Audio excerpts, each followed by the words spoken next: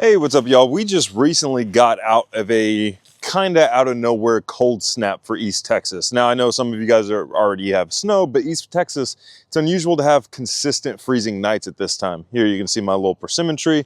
Even got a little shovel propping up this branch so the fruit isn't on the ground.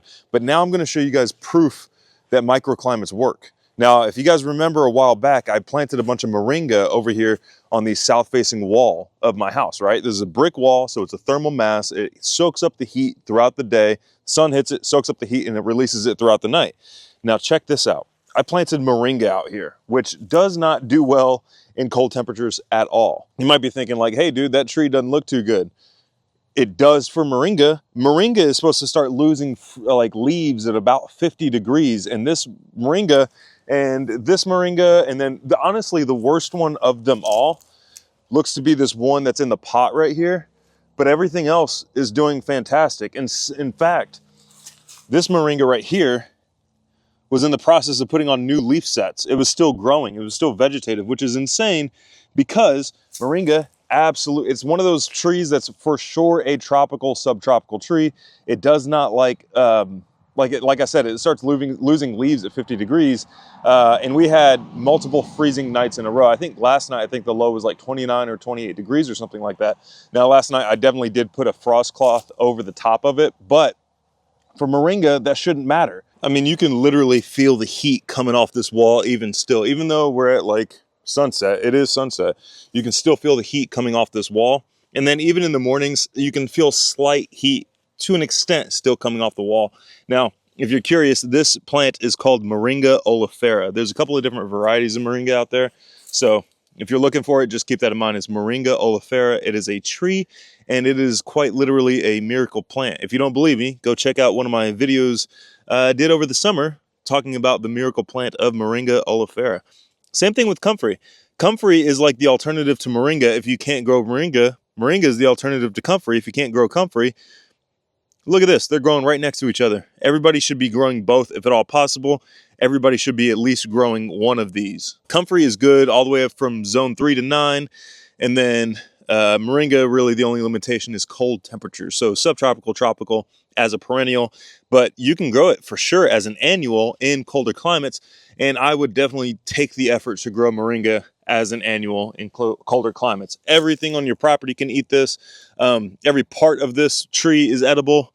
Like, it's just fantastic. A little quick explanation of what a microclimate is. It's an unusual temperature space on your property. Every property has it. Every property has microclimates. You just got to go through your property and kind of identify what those microclimates are.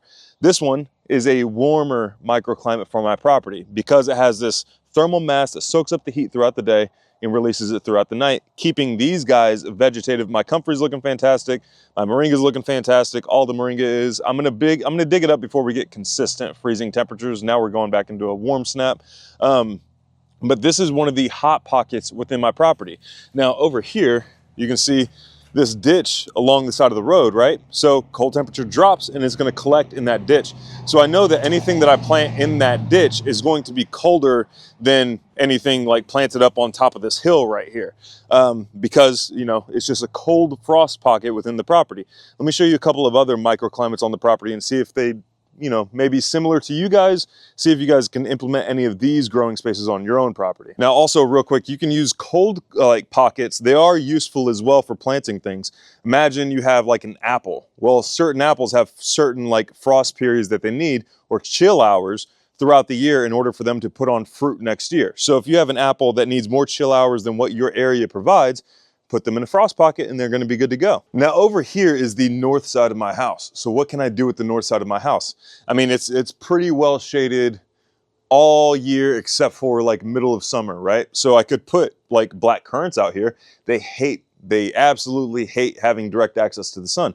This would be absolutely perfect. In fact, on this fence line right here, there's a bunch of elderberries that grow fantastic over here on this fence line. Elderberry is a little bit too sensitive to be putting in direct sunlight here in this part of Texas. Every summer, we get guaranteed droughts and some pretty intense direct sunlight and heat. Elderberries don't do too hot in direct sunlight, but they do well under the canopy of another tree like that elm up there.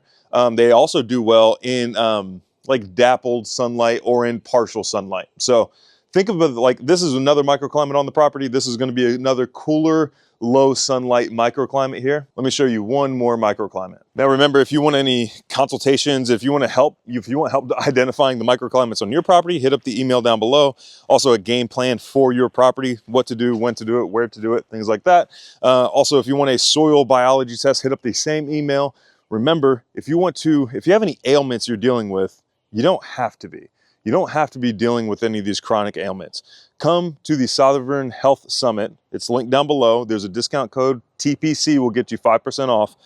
That's going to be next year. It's going to be a Barbara O'Neill event. There's going to be a bunch of awesome other speakers there as well. Can't wait to see you guys there. I'll be announcing it all the way up to the event, so just keep that in mind. But you don't have to be dealing with those chronic ailments you may or may not be dealing with. Now, over here is the next microclimate I want to talk about. Here, I've got my carrots on that bushy row right there. I got cabbage down the center, and then I have beets down this row right here. Now, my dog did just discover a vole recently, so we'll see how those carrots are doing. Now here, I've got my the cabbage that I split off from the other guys, I put over here in this bed. That's what's going on right here. I did plant some potatoes, but I think a vole got to some of them because I dug some of them up to kind of check on them.